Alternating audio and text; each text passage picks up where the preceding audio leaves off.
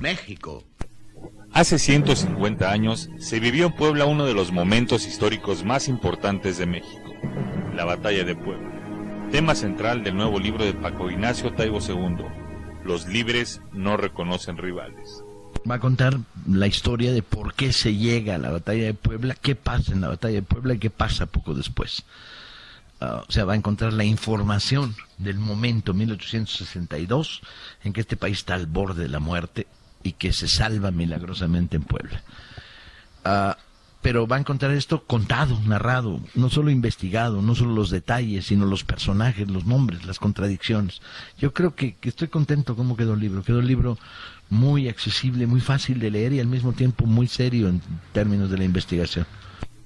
Pero ¿por qué escribir acerca de esta batalla? ¿Qué representa para la historia nacional? La batalla le dio el ánimo al pueblo mexicano, o una parte muy importante del pueblo mexicano, para resistir. Para creer que se podía.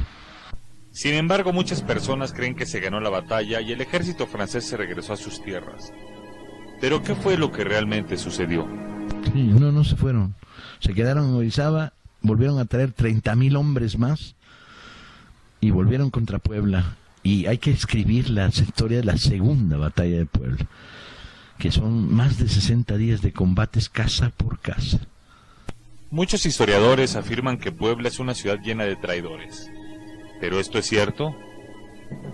Puebla siempre ha tenido dos caras, una cara muy reaccionaria y muy conservadora y una cara muy progresista. Es una ciudad extrañamente contradictoria, siempre polarizada dentro de sí misma. Contra la Puebla reaccionaria, Zaragoza dijo una vez que quería voltear los cañones. Pero también es cierto que la Puebla progresista en el 63 hará heroica defensa. Maravillosa. Para llegar a esta batalla tuvieron que pasar un sinfín de eventos y de nombres, entre ellos los de Juárez, Ocampo, Zaragoza por el lado liberal y por el lado conservador Miramón y Almonte. La pregunta es, ¿por qué si había mentes tan brillantes de ambos lados no se llegó a un acuerdo para el bien de México? Para los conservadores la Constitución del 57 era un pecado. Los conservadores estaban defendiendo el predominio de los negocios terrenales de la Iglesia Católica. ¿Sí? Pues, bueno, entre otras cosas porque los negocios de Dios no son negociables. Estás hablando de un clero que no solo defendía la imagen y el derecho a la religión, el juarismo lo protegió siempre. La enorme mayoría de los liberales eran católicos.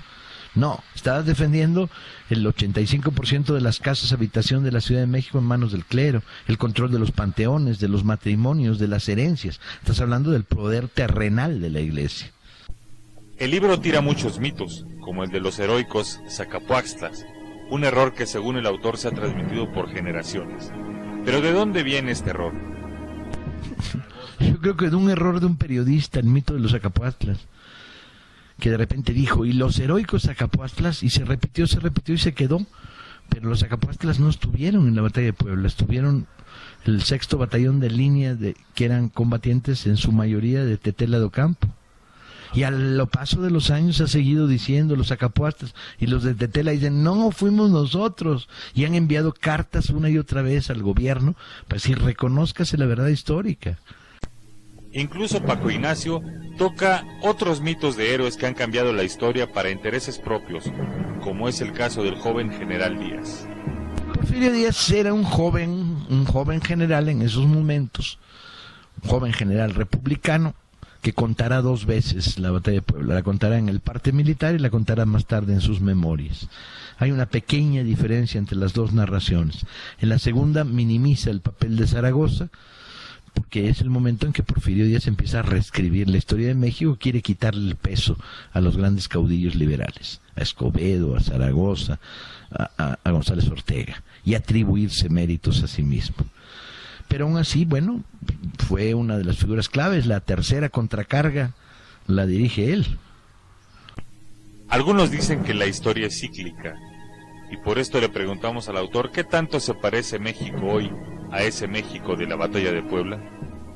Nunca puedes hacer paralelismos históricos fáciles, Pero lo que no hay duda es que estamos compartiendo con el año 62 una situación, la situación de una profunda crisis nacional que está pidiendo a gritos una salida. No, yo creo que es diferente. El conservadurismo se ha modificado. Ya no solo es el conservadurismo de entonces, que podría ser el panismo de hoy, sino, bueno, la irrupción en la historia nacional de un monstruo como es el PRI, que es una amalgama construida sobre la base del poder, el abuso del poder, el negocio turbio, la corrupción, ¿no? Son una variante importante que no existía en el siglo XIX. Hoy, a 150 años de la batalla de Puebla, Paco Ignacio Taibo II nos regala una obra que busca la verdad histórica y la intimidad de los protagonistas de la misma. Los libres no reconocen rivales. Es otra gran recomendación que México lindo y querido tiene para ti.